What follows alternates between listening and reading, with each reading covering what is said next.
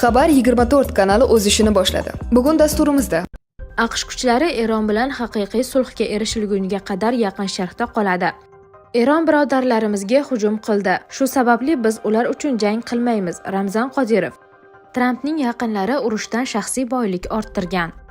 Zelenskiy yana Putinga muzokaralar o'tkazishni taklif qildi va ehtimoliy manzilni aytdi. Isroil armiyasi Bayrut aholisini uylarini tark etishga chaqirdi. Yangi zarbalar kutilmoqda. O'zingizni aldamang. Tez-tez hojatga chiqish, siyganda qiynalish, kechasi uxlay olmaslik. Bu oddiy shamollash emas. Bu prostata muammosi. Agar bugun e'tibor bermasangiz, ertaga og'riq ham, asorat ham kuchayadi. Vulkan 100% tabiiy, kuchli tabobat inyomi. Prostata bezidagi yallig'lanishni kamaytiradi. Siydik yo'lini tiklaydi. Erkaklik quvvatini kuchaytiradi. Bir qaror hayotingizni o'zgartiradi. Sokin hayot kechirasiz yoki yana qiynalishda davom etasiz. Tanlov sizniki. Hoziroq qo'ng'iroq qiling va 30% chegirmaga ega bo'ling. Yetkazib berish O'zbekiston bo'ylab mutlaqo bepul. Netanyahu, Livanda o't ochish to'xtatilmaydi. Biz Hizbullohga bor kuchimiz bilan zarba berishda davom etamiz va xavfsizlik tiklanmaguncha to'xtamaymiz.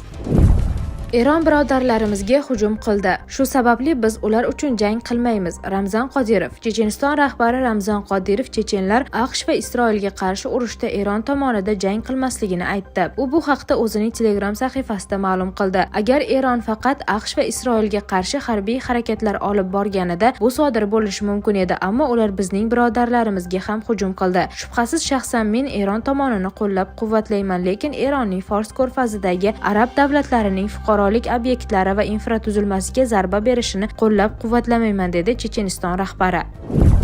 Trampning yaqinlari urushdan shaxsiy boylik orttirgan. AQSh prezidenti Donald Trampning yaqinlari Erondagi mojaro tufayli boyib ketgan bo'lishi mumkin. Bu haqda Avstriyaning Der Standard gazetasi xabar berdi. Joriy yilning 23-mart kuni ertalab to'satdan $1,5 milliard bitimlar tuzilgani nashr e'tiborini tortgan. Qayd etilishicha, ushbu bitimlarni amalga oshirgan tomon neft narxi tez orada tushishiga aniq ishongan. Der Standardning e'tiborini tortgan jihat shundaki, oradan 15 daqiqa o'tib, Tramp o'zining Truth ijtimoiy tarmog'ida samarali muzokaralar haqida post qoldirgan. Shundan so'ng neft narxi pasaygan va o'sha birja spekulyanti katta foyda ko'rgan. Shuningdek, joriy yilning 28-fevral kuni Eron oliy rahnamosi Oyatulloh Ali Xamenei yo'q qilinishidan ham kimdir yaxshigina daromad qilgan. Der Standard ma'lumotlariga ko'ra, voqealar natijasiga pul tikish imkonini beruvchi Polymarket platformasidagi 6 ta akkaunt jami $1.2 million foyda olgan. Bubble Maps tahliliy firmasining bildirishicha, ushbu akkauntlarga pul mablag'lari Eron bergan aviazarbalardan atiga bir necha soat oldin o'tkazilgan.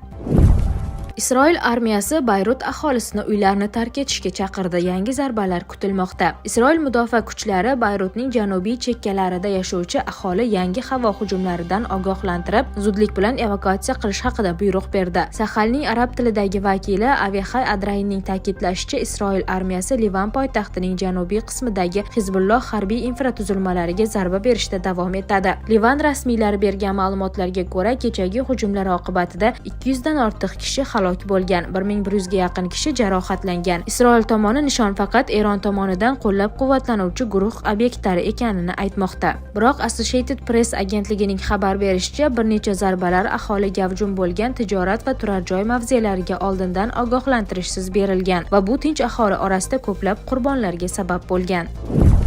Zelenskiy yana Putinga muzokaralar o'tkazishni taklif qildi va ehtimoliy manzilni aytdi. Men Putin bilan uchrashishga tayyorman. Albatta Moskvada ham, Kiyevda ham emas, ammo u men bilan ko'rishishga tayyor bo'lsa, buning uchun joy ko'p. Biz bunday manzilni Yaqin Sharqdan, Yevropadan, AQShdan istalgan joydan topishimiz mumkin, dedi Ukraina prezidenti Rai telekanaliga bergan intervyusida. Shu bilan birga u Donbassni topshirish masalasini muhokama qilishdan bosh tortdi. Zelenskiyning fikricha, bu Rossiyaga Xarkov va boshqa shaharlarga hujum qilish imkonini beradi. Jamiyatda esa bo'linish yuzaga keladi. Hozirda Rossiya bilan muzokaralar AQSh va Eron o'rtasidagi urush tufayli qoldirilgan, ammo biz ularni qayta tiklaymiz, deya qo'shimcha qildi Zelenskiy. Eslatib o'tamiz, Moskva va Washington Ukrainadan o'z qo'shinlarini Donbassdan olib chiqishga rozi bo'lishni talab qilmoqda. Ushbu shartsiz na Qo'shma Shtatlar va na Rossiya hozircha prezidentlarning shaxsiy uchrashuvi mavzusini ko'tarmayapti.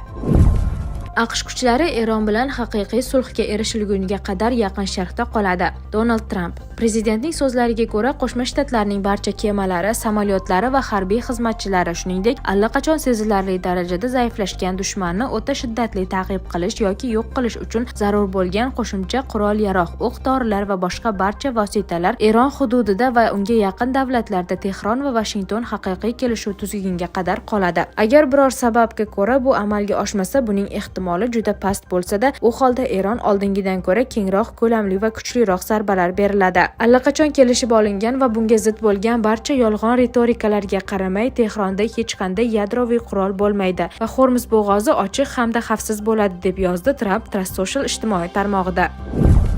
Zapravkalarda naqdsiz to'lovlar tushumni qanchaga oshirgani aytildi. O'zbekistonda joriy yilning 1-aprelidan transport vositalariga yoqilg'i quyish shoxobchalarida naqdsiz hisob-kitoblarga o'tilganidan so'ng kunlik tushumlar ko'rsatkichi keskin oshdi. Bu haqda Markaziy bank xabar qildi. Ma'lumotlarga ko'ra, mart oyida jami o'rtacha kunlik tushum 102,6 milliard so'mni tashkil etgan. Shundan naqd pul orqali to'lovlar jami tushumning 58,1% ga, naqdsiz to'lovlar esa 41,9% ga to'g'ri kelgan. Aprel oyining ilk kunida ushbu ko'rsatkich 93,2 milliardga, 2-aprelda esa 152,6 milliard so'mga yetgan. Bir kunlik naqdsiz tushumlarning qariyb 90% amaldagi bank kartalari hissasiga to'g'ri kelgan. Ushbu to'lovlar asosan QR kodlar orqali amalga oshirilgan. Shuningdek, naqdsiz to'lov ko'rsatkichlari 1-2 aprel kunlari quyidagicha bo'lgan. QR kodlar orqali to'lovlar 1-aprel 8,2 milliard so'm, 2-aprel 7,7 milliard so'm. Moment kartalari orqali 1-aprel 1,6